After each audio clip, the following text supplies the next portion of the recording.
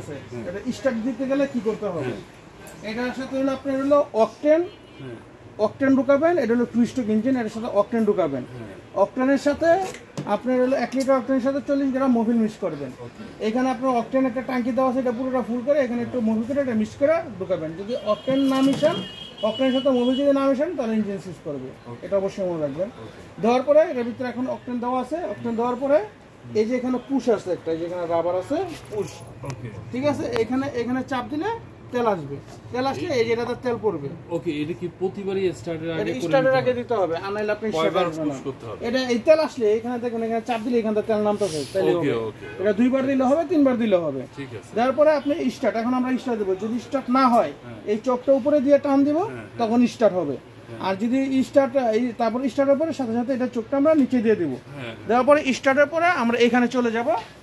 এইখানে এটা হলো গিয়ার বক্স, এটা এখানে আমরা যদি এটা ওই দিকে দাঁড়াই তাহলে এটা আস্তে আস্তে স্পিড বাড়বে, এদিকে দিলে কমবে, আর এটা দিলে অফ, এটা হলো দিলে মেশিনটা পুরো আনন্দে যাবো। আর এটা যদি আমি বাড়াই তাহলে ওইখানে ওই যে ব্লেড আছে, ওই ব্লেডটা আপনার ঘুরবে, ঠিক আছে। তাহলে আমি আপনাকে এখন স্টার্ট দিয়ে দেখাই।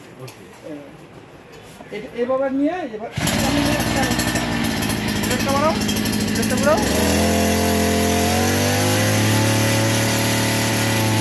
কমাও কমাও, পাওয়ার কমাও, পাওয়ার কমাইছো, আলাদা চাপটা পুশটা করো, এই যে পুশ করতে বন্ধ, ঠিক আছে। ওকে।